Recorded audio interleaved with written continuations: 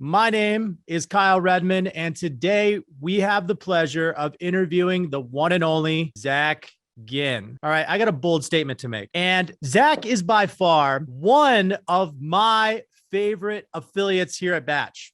And the reason why is because Zach has made the executive decision to simply just go against the grain. And how does he go against the grain, you ask? Well, he simply does everything opposite of what the gurus are doing in the space. So he basically made that decision. And now he is crowned the anti-guru slayer. So he's going to teach all of you how to JV deals and also give you the opportunity to JV deals with him. So for all the people that are new out there, I think Zach is one of the best people out there for breaking down this process. And I'm just going to stop talking. Let's just go ahead and get Zach in the anti-guru slayer, Zach Ginn. So Zach, before we really start into JVing deals, I think everybody's really dying to know, how did you really get started in real estate wholesaling, and really what drew you to this space? Yeah. Well, first of all, thank you for having me.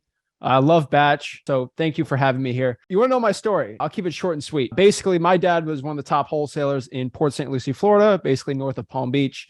And he basically taught me how to wholesale real estate for free. Just father-son thing, just showed me how to do it.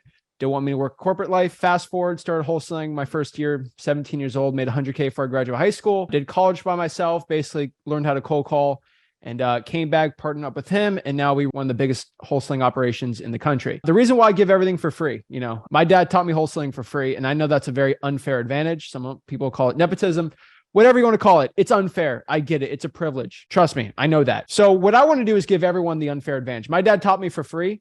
He probably gave me $100K worth of wholesaling information that most people would charge for free. And so I want to be your, Rick Ginn, more or less, and teach you wholesaling for free so you have the unfair advantage. And that's basically what I do. And I got a little scheme going on where I teach you guys for free. We have the largest wholesaling course in the country.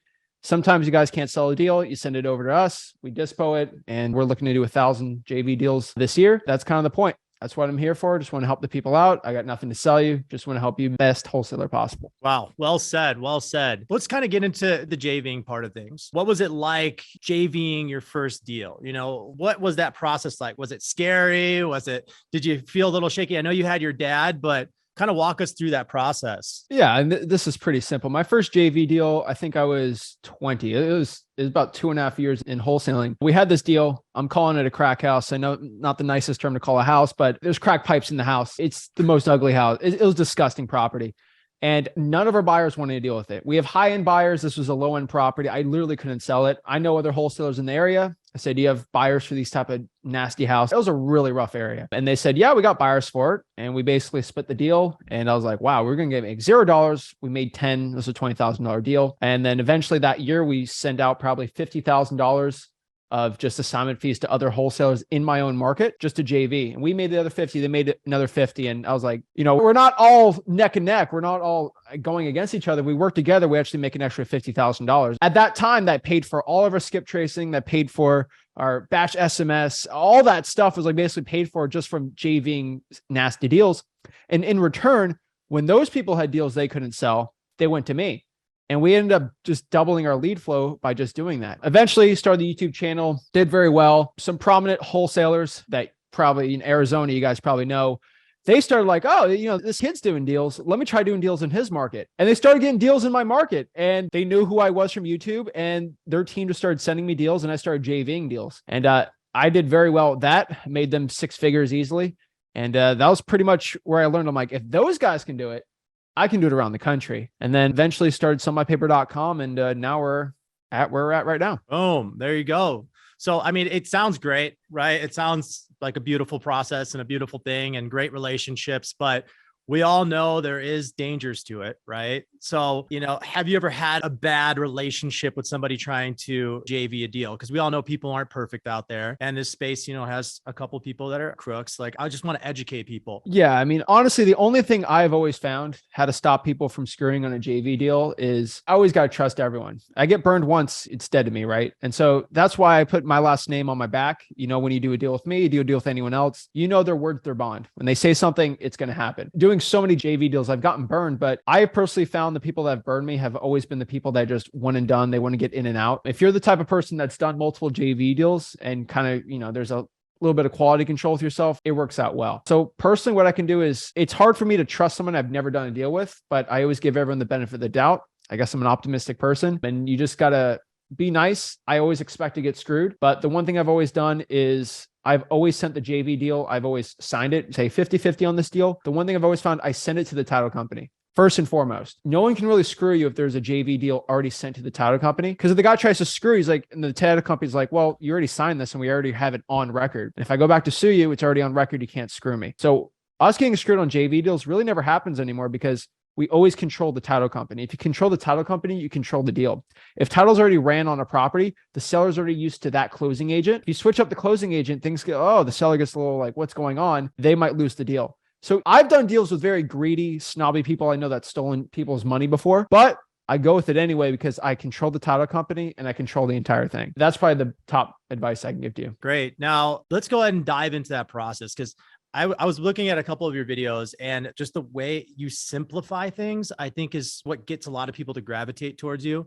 Obviously, you provide a lot of value, right? But overcomplicating isn't the way to success. I think it's keeping it simple, having SOPs, and just showing it in the right way is key to this environment that we live in, right? So are you able to break that down, just a step-by-step process of really like what it looks like to just JV a deal? Wholesaling simple, right? To make your first $100,000, you really can't complicate it. I made my first $100,000 with a pair of AirPods, Wu-Tang Clan, and bandit signs. That's literally all I needed. That was basically it, right? Your first 100K shouldn't be that complicated. Now, when you're scaling it up, it does get complicated, and everyone likes to put fancy terms. They make it all crazy. The JV deal should be simple. Do I have something of value I can bring to you? And do you have something of value you can bring to me? A JV deal works like a partnership if you provide something and the other person can provide something. For example, JV deal, why I like 50-50. 50% of the work is getting that contract, the marketing, getting the deal. The other 50% is dispoing it. But that dispoing, usually it's a 75-25. 75% of the work is always going to be with getting the property under contract. But we're so good with our cash buyers, we actually get bigger assignment fees than the average wholesaler. So then we bring in that 50-50 shot. And so really, I can't get 15 deals in a day, but you guys can send me 15 deals in a day. And I already have all my buyers. For example, we have a lot of mentioned realtors. Realtor buyers are the best. We scrape the cash sales and we scrape the buyer's data and we build connections with them, right? And the best thing about realtor buyers is 7% interest rate. They're all starving right now. But if you have a good off-market opportunity where your buyer can make a bunch of money, you make a lot more money off market. And so once their buyers are used to buying properties and making a really good ROI compared to on market, they're kind of hooked and they're always going to want to get that cheaper, better deal. And then that realtor's like, I kind of have to use Zach for all my deals now. Yep. And that's boom. We pay the realtor well, obviously, but a realtor, they can basically, they have a lot more power of the buyer than you could ever do. And that's why we love realtor buyers too. Now, I'm the agent. Okay. I know a lot of people freak out when they're trying to call an agent. What does that call sound like? All right. You're calling to an agent in a different market that you've never been to before. You don't know much about it. How does that call go? A lot of agents will scoff at you if you're not a fellow real estate agent. You're not in their club and, you know, you're undesirable at that point. Remember, they only speak money pretty much. There's very nice agents. There's amazing agent wholesalers. I give that. But I'm talking about the vast majority of them. They're used to only wholesaling one way. And so you have to deal with the cash buyer agents. And so these are people that work a regular job. They get like 200 grand. They're like, I want to buy a rental property. I watched the Bigger Pockets. I watched the Ben Mala podcast, property, right? And the first thing you do is call a realtor up. And then they buy houses for cash. So basically I'm calling off of cash sales. And then I can go to like realtor.com. Batch has it too, where you just kind of find the buyer's agent. Sometimes it's not on there perfectly, but sometimes you have to reverse engineer who the owner is. But really you find the buyer's agent, you call them, say, hey, were you the buyer's agent for 143 Main Avenue? You know, it's a cash sale beforehand. Yeah. I was the buyer's agent. Oh yeah. I'm just calling. My name's Zach Ginn. I'm actually a wholesaler. I always let everyone know. And I have properties under contract all the time that are great rental properties that are actually in that same zip code. And I saw the buyer bought this thing for cash. Or is he looking to buy it? Or do you have any other clients looking to buy any more deals? I'd love to compensate you for bringing a buyer too through the deal. And they hear money and they're like, oh, wow. Okay. Then boom. That's it. Sometimes they're like, who is this guy? Call my title company. They say, oh yeah, this guy did 15 deals with us last month. Oh, wow. This guy's legit. That's personally for us. Right. But you don't have to do the title company thing, but you just let them know, hey, I saw you have clients that are buying for cash. Are they looking to buy any off-market deals? I'll pay you more commission. So for example, buyer gets 3%, maybe you pay him 5%. It's all about money. Show me the money, baby. That's what it's all about. We all know that's why they got into space, and obviously to create relationships, but it's all about the money. Now, a lot of people are freaking out about the market. Obviously, Q4 of last year was quite interesting between the buyer and the seller and the buyer. And, a lot of people are still kind of in that stage of their life where they're freaking out. Yield curve obviously is going down. Interest rates are going up. Now, what do you have to say about the market in today's condition? And what do you have to say about what's going to happen maybe in the future? And what is your solution? I've never made more money in my entire life than now. There's one really main reason. First of all, I'm just a better wholesaler than I was before. And a lot of people have a negative mindset about that. One thing you got to understand, no one ever talks about this, is I'm a big cash buyer. I pour the millions of making wholesaling into rental properties because I hate paying taxes. Yep. But here's one thing. As a cash buyer, I put that hat on and then I say, okay, I'm going to buy a house here. What if I got a loan at 7% and then I have to rent it out? What's my ROI versus if I just buy the thing cash? I'm more inclined to buy for cash now. It's making less sense to go with a realtor or to get a loan for it. So I've actually found more cash buyers interested in buying properties for cash than they were in the past. So interest rates being high means there's more cash buyers to choose from, and more buyers is more bidding war for me. There you have it. Can you go through the steps on how you do your wholesale? It's very simple, right? And so I have about 3 types of wholesaling I do. I do the JV, virtual, and in person. I make most per deal in person. I think that's where the most people will. So wholesaling's 3 steps. It's marketing, acquisitions, dispositions. You can make it 15 steps if you want to, but just call it 3. Marketing. I have a VA go cold call for me. We'll do some texting. We'll do reverse drawing for dollars, drive for dollars, whatever list we can possibly pull. I love government lists, code violations, fire damage properties, water shutoffs, probates, things like that. Once we get a list, we'll market to the list. We love cold calling, direct mail, and SMS. Those are our top 3. We found 80% of most people get their first deal from those 3 channels. And then from there, if someone wants to sell the property, they're interested, it goes to our acquisitions. Everyone in acquisitions, they don't talk to a seller unless they actually are interested in selling the property. We try to meet them, or we try to get a contract if it's virtual, lock up the deal, send it over to the cash buyer. Cash buyer's okay with it or not. We let the cash buyer know it's a nice deal. And if you don't want it, I'll send it to my 5 other buyers. And most of our buyers know at this point, I'm a big player. I got like 15 other buyers. I'm giving you the call. You're lucky to even get this call. And they could say yes or no. But a lot of buyers know if they say no, you're just going to come back with a lower price. I've kind of made it my own company where it's like, you say no, you're dead to me. And I just go to the next one. And it works. And so usually I give a price out. It's reasonable. I want the cash buyers to make money. And we assign it, do the walkthrough, and make a ton of money and just repeat the process. There you go. You got to play the hot chick sometimes, right? Now, for somebody getting started, what other marketing would you do to start? That's not as expensive, but obviously once you guys get some revenue in, yes, go to mail. I've told everyone, reverse drawing for dollars is the best one. There you go. And so you go to Batch, you're signed up there, you get the texting app, it's free. And so like with Batch, and then you just go on the Driving for Dollars app, you find the pre-foreclosures and you just put sticky notes on properties. Boom. Easy. So how do people JV with you, Zach? I'll tell everyone, if you have a really good deal, don't JV with me. I talked to Jason. He's one of the guys at wholesaling.com. He had a $72,500 assignment fee on probates. And I told him, like, don't JV, do it yourself. Keep the whole 72, like learn it. I think for most people, I always kind of run them away from JVing with me because I only want to do like 1 to 2 JV deals with someone. I'm not here to do a bunch because I'd rather you do it yourself. I'm here to kind of hold your hand for a little bit, but like, I got to let you out, do your own thing. So I mean, we get 10,000 plus people in the course. And so we're just here to help the new people out. So yeah, you go sellmypaper.com if you have a deal. We're not doing every single market yet, just because we're trying to slowly get our systems up. But yeah, some people send deals through and they get upset that we don't JV with you. And just because you locked it up too high, or it's in a rural area. So when we do a JV deal, I think everyone should know this. Someone sends you a JV deal.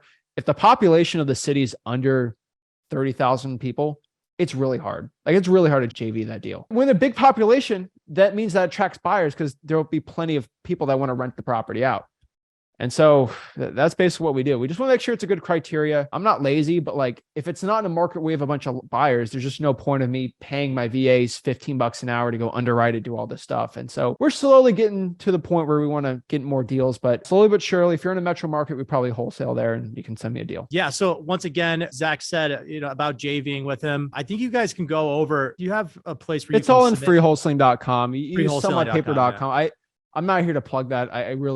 I got too many deals sent in already. So I said, I'm here just to help the people out. There you go. There you have it. So if you guys want that course, and if you guys want to learn from Zach some more, just go ahead and go to freewholesalingcourse.com. Now, lists, Zach, what are some of your favorite lists that you pull? Any Joe Schmo can go to Batch and pull a vacant property list. Every Joe Schmo can do it. The barrier to entry is nothing. I'm sorry, but like Batch is cheap. It's pretty easy to sign up. Simple, right? I don't care how good your customer service is. Anyone can just pull it. You kind of made it too easy, right? And so the point is, if every Joe Schmo calls the same list, what's going to happen, right? And so that's the problem. So I would say the best list is a list you have to earn. So in my opinion, one of the best Driving for Dollars app, if you have Batch, is basically free, is Batch Leads, right? So Drive for Dollars, find those ugly houses, get the skip tracing from Batch, which is the best skip tracing you can possibly get. And then guess what? You have a list you had to earn with the best skip tracing in the game. No other wholesaler can get that list. You actually earned it. I can't even get that list. No one can get that list. It's your secret little list and you have the best skip tracing possible.